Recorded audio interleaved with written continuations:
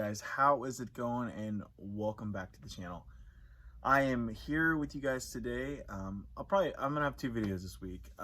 Last week's mess up video and then this new video. So first things first, I have officially re-signed with MVP. Yeah, I love MVP and I'm very happy here. I love what I'm throwing, it's great.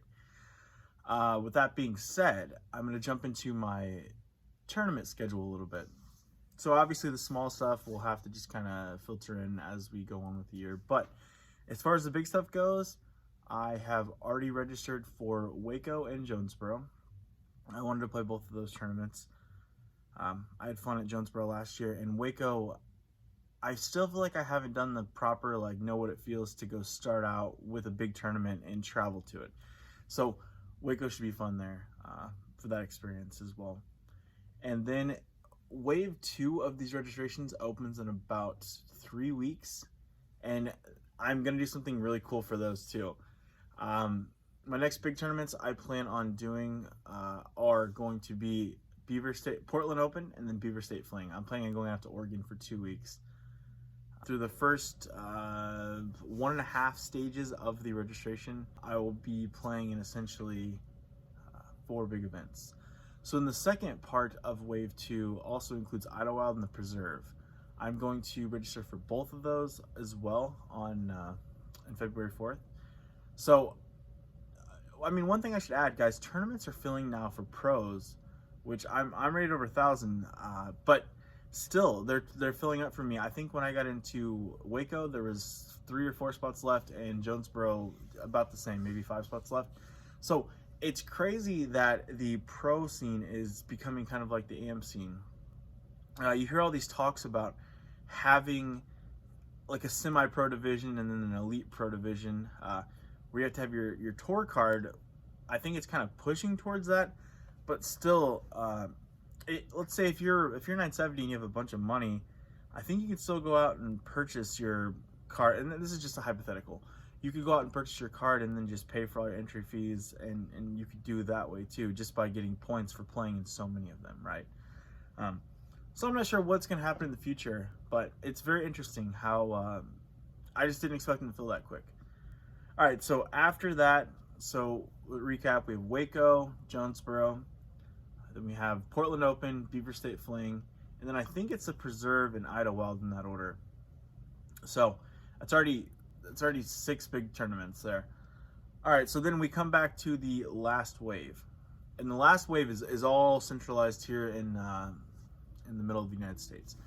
So then I will be registering for D-Glow, Ledgestone.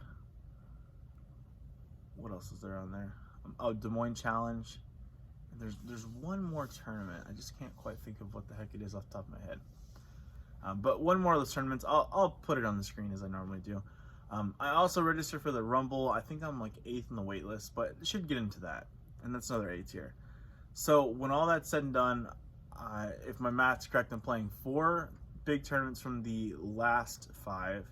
I'm playing 3 or 4 from the middle 5. I think 4. Yeah, 4 from the middle 5. And then I'm playing 2 from the first 5. That equals 10 big tournaments, 9 of the Elite Series and 1 Silver Series. Just because Beaver State Fling being a Silver Series, I've just heard nothing but great things, and I really want to go experience that for myself. So that with 10 big tournaments right off the bat like that, and the Rumble another A tier, I'm already at 11 A tiers. I don't know what else I necessarily plan on doing. In the grand scheme of things, I would love to qualify for the playoffs and get to go out to Maple Hill and Green Mountain and all that stuff. But one step at a time. I would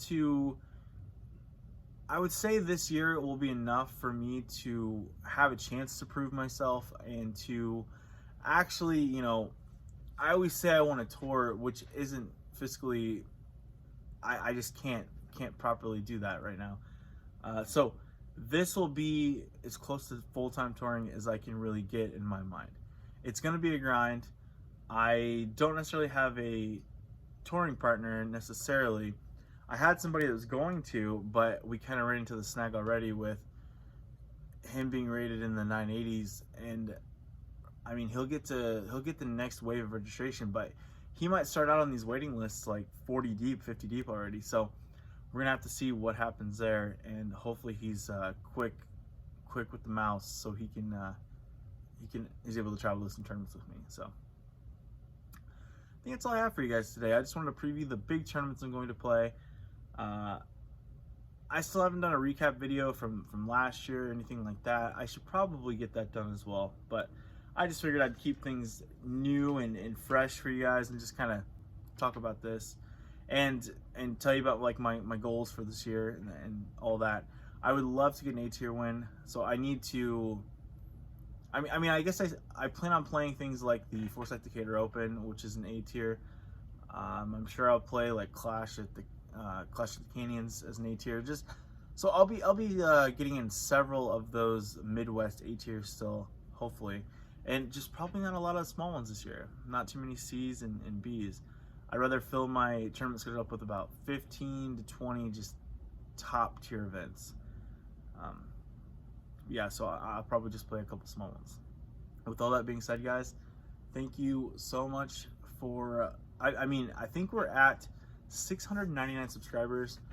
You guys know I'm all terrible at sharing and pushing my channel, just because I'm not.